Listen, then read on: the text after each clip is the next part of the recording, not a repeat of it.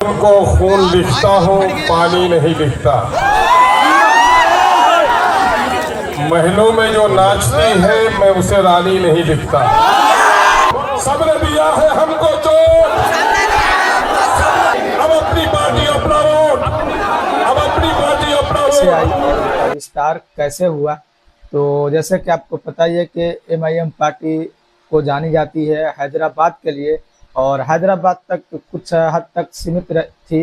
मतलब उसके आसपास हैदराबाद एक सीट जो कि लोकसभा, उसके बाद से उसके अंदर जितने भी आते हैं विधानसभा, उस हद तक ये मतलब महदूद थी। लेकिन जब वक्त आया तो धीरे धीरे करके महाराष्ट्र, यूपी, उसके बाद से बिहार और अलग अलग कर्नाटक, मध्य प्रदेश, अलग अलग में झारखंड। लेकिन अगर ज़्यादा सक्सेस की बात करते हैं, इस पार्टी को सफलता की बात करते हैं, किन किन राज्यों में मिलने का काम किया, तो जैसे कि महाराष्ट्र में इनके अभी फिलहाल प्रेजेंट में 2 MLA है, महाराष्ट्र में एक इनके MP है, और बिहार में जो कि इनके 5 विधायक जीतने का काम किया गया था, और लगभग लेकिन RJD की तरफ से उनको तोड़ मोड़ कर अपनी तरफ लेकर लाया गया, और 4 विधायक उसके तरफ RJD की तरफ चला गया। लेकिन एक विधायक अख्तरुल ईमान साहब, आज उसी के बारे में मैं इस वीडियो में बात करने वाला हूं कि बिहार में पैर जो पसरता हुआ देखने को आपको मिल रहा है MIM, खास तौर से अगर हम 2024 लोकसभा चुनाव की अगर हम इसमें बात करते हैं तो बहुत ही जोर शोर से चर्चा में है MIM पार्टी। अगर एक फुल नेम की बात करते हैं तो ऑल इंडिया मजलिस इत्तेहादुल मुस्लिमीन के नाम से जानी जाती है इस पार्टी को। और मतलब बिहार में हर तरफ से इसका गूंज उठ रहा है, और अवैसी साहब भी हर तरफ, जो भी इनके कैंडिडेट लगभग 9 जगह दिया गया है, वहां पर वो चुनाव प्रचार के लिए भी जा रहे हैं, और लोग उनको सुनने के लिए, देखने के लिए भी एक जनसैलाब की तरह लोग उमड़ रहे हैं।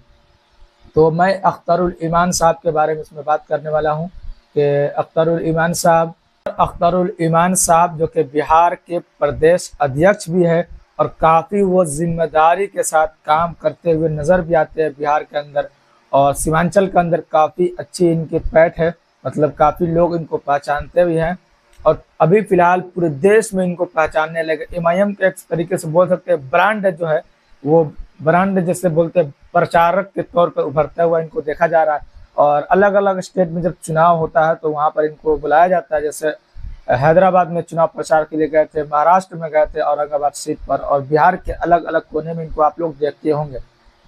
फिलहाल अभी MIM पार्टी से ये विधायक है सीमांचल के अंदर, और पार्टी को विस्तार करने का सारा जो श्रेय है, सारी जो मतलब जिम्मेदारी इन्हीं के ऊपर है इनको, क्योंकि पार्टी को बिहार के अलग अलग कोने में पहुंचाने का जो काम कर रहे हैं वो ये बिहार के शेर अख्तरुल ईमान साहब।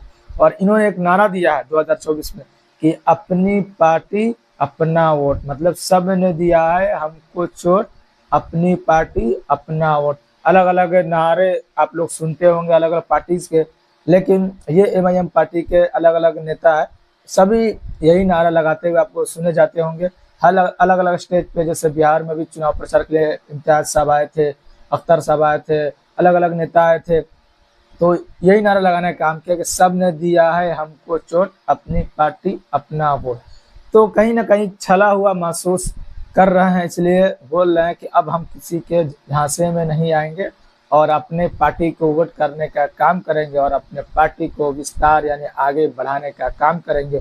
और बिहार में जो अलग अलग कोने में पार्टी को ले जाने का काम कर रहे हैं अख्तरुल ईमान साहब, और इस पर असदुद्दीन ओवैसी साहब जो कि भरोसा कर रहे हैं, और हर जगह उनका नाम लेकर कहते हैं कि हमारा एक शेर मुजाहिद है, जो हमारा एक सिपाही है, बिहार के अलग अलग कोने में पार्टी को ले जाने का काम कर रहे हैं।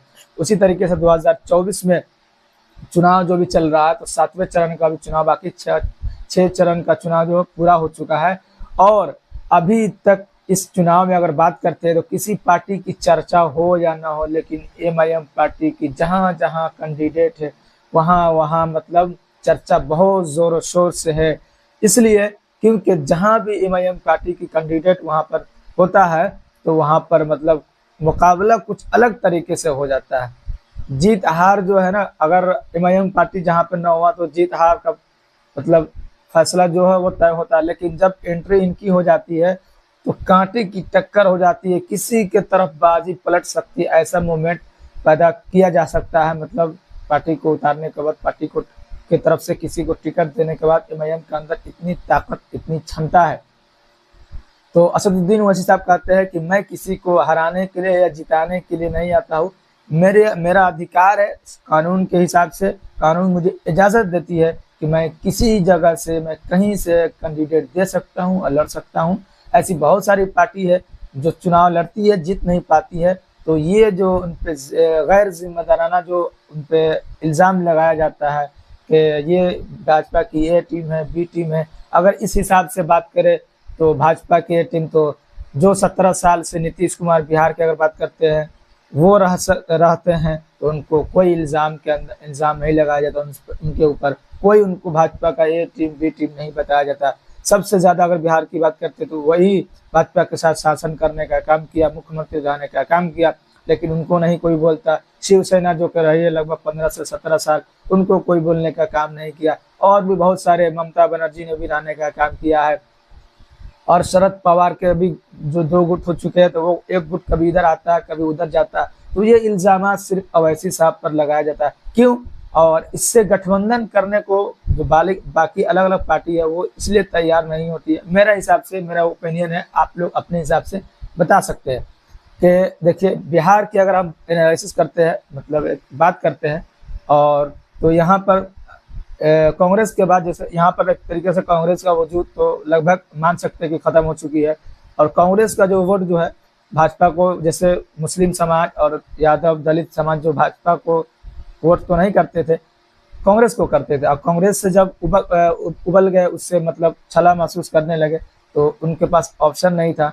तो यादव जी, जैसे लालू प्रसाद यादव ने पार्टी बनाया और नीतीश कुमार ने, तो उनके ऊपर शिफ्ट हो गया, और उन्होंने समीकरण तय किया कि MY समीकरण के नाम से जाना जाता है, कि अब उनके बेटे जो कि A to Z की पार्टी बता रही है, बताने का काम करते हैं, लेकिन उस पर शिफ्ट हो गया मुस्लिम, जो भी यादव, जो भी उनके वोटर है।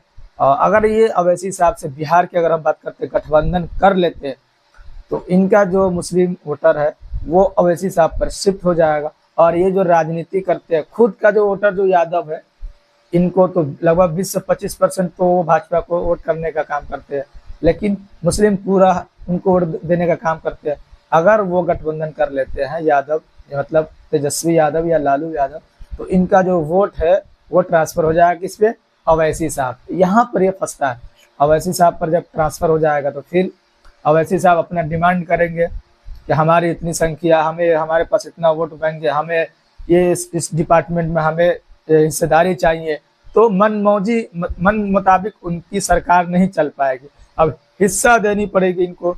बस यही बात है। यही बात अगर अप्लाई करते हैं यूपी में तो यही बात है। गठबंधन नहीं करते अखिलेश यादव, उनको भी लगभग 2022 के जो विधानसभा चुनाव में लगभग 90% के करीब मुसलमानों ने वोट देने का काम किया, और फिर भी वो मतलब सरकार बनाने में नाकाम रहे। और अगर वो भी गठबंधन करते हैं ओवैसी साहब से, तो उनका भी शिफ्ट हो जाएगा जो वोट है वो ओवैसी साहब पर, और ये भी हिस्सेदारी मांगेंगे। तो वो राजनीति दोनों का, तेजस्वी यादव लालू यादव का भी मुस्लिम समाज पे ही है, और अखिलेश यादव का भी राजनीति टिकी हुई है, ये मुस्लिम और अखिलेश समाज पे टिकी हुई है। और दोनों अगर गठबंधन कर लेते तो हिस्सेदारी देनी पड़ेगी। बाकी किसी से भी गठबंधन करने को तैयार है, चाहे जिसके पास कोई संगठन ना हो, जिसके पास एक सांसद ना हो, एक विधायक ना हो। बिहार की बात कर लेते हैं तो उसके पास सांसद नहीं, मुकेश सहनी के पास एक विधायक नहीं है, उसके पास कुछ नहीं है, पूरे पार्टी बिखर चुकी, फिर भी वो गठबंधन करने को तैयार है। क्यों? उनको पता है कि हिस्सेदारी मांगेंगे तो इसकी आबादी कम है और इनको उतना दे नहीं पाएंगे, और हमारा उसका वोट बैंक हमको उतना मिलता नहीं है। अगर इसको हम ले लेते तो थोड़ा बहुत हम पे आ जाएगा, लेकिन अगर मुस्लिम से हम गठबंधन कर लेते, कोई मुस्लिम का अगर चेहरा हो जाएगा तो फिर हमारे लिए खतरा पैदा हो सकती है। बस यही डर है। और अख्तरुल ईमान साहब बार बार यही बताने की कोशिश करते हैं कि अब हम मतलब उनके झांसे में नहीं आएंगे, अपनी पार्टी अपना वोट, वो बार बार कहते रहते, अब नहीं किसी को वोट देना है। और यही अख्तर साहब है जो कि विधानसभा में बिहार के अंदर आवाज़ उठाने का, मजलूमों का काम करते हैं, और अलग अलग कोने कोने में, बिहार के कोने कोने में MIM पार्टी को विस्तार करने का भी काम करते हैं। और बार बार वो कहते हैं कि आप लोग MIM के झंडे के तले आइए और आपका विकास करना हमारा काम है। हमारी पार्टी जहां भी जीत कर आती है हम वहां पर तेजी के साथ काम करने का काम करते हैं। अगर आपके पास काम नहीं हुआ तो फिर हमें अगले 5 सालों के लिए मौका आप लोग नहीं दीजिएगा। तो ये है अख्तरुल ईमान साहब, जो कि बिहार के लिए शेर कहे जाते हैं। भले ही अभी एक ही विधायक है, लेकिन आने वाले जो 25 का चुनाव है उसमें कुछ अलग होने वाला है। अवैसी साहब ने भी संकेत दे दिए हैं। चुनाव प्रचार के लिए आए थे पाटलिपुत्र, वहां से वो संकेत देने का काम किया कि ये मत सोचिए कि मैं 24 का चुनाव लड़ूंगा और फिर वापस चला जाऊंगा। अब मैं सक्रिय रूप से बिहार के अंदर कोई भी चुनाव हो मैं लड़ने का काम करूंगा। इसके बाद 25 का चुनाव में एकदम मजबूती के साथ लड़ने का काम करूंगा। तो ये अब जो है चुनाव बहुत ही डिफिकल्ट हो जाएगा। जैसे बात करते हैं खास तौर से तेजस्वी यादव जी के लिए, लालू प्रसाद जी के लिए बहुत मुसीबत वाली है, मुसीबत खड़ी हो सकती है। अगले बार इस बार ही मुझे लगता है कि खड़ी हो जाएगी और फिर ये बाद में रोना रोएंगे कि ये हो गया, उसके आने से हार गया, ये जीत गया। तो ये पहले सोचनी चाहिए थी, गठबंधन करने को जब तैयार थे असदुद्दीन ओवैसी साहब, तो इन्होंने गठबंधन करने से इनकार कर दिया। और क्यों इनकार किया मैंने पूरा आपको मतलब नतीजा बता दिया कि किसकी ज़मीर खिसकती नजर आ रही थी। वो इन्होंने सोचने का काम किया कि मेरी ज़मीर जो है, मेरी पूरी जिंदगी, राजनीति जो जिंदगी है वो खत्म हो सकती है, बस यही कारण, कोई और कारण नहीं है। तो आपको मैंने इस वीडियो के माध्यम से अख्तरुल ईमान साहब के बारे में बताने का काम किया कि MIM पार्टी का जो विस्तार है जो बिहार के अंदर इसी के बदौलत हो रही है। और अख्तरुल ईमान साहब बहुत ही जोरों शोर से मेहनत भी कर रहे हैं पार्टी के लिए और पार्टी भी उनको मान सम्मान देने का काम करती है। और ये है MIM जो कि हर जगह आपको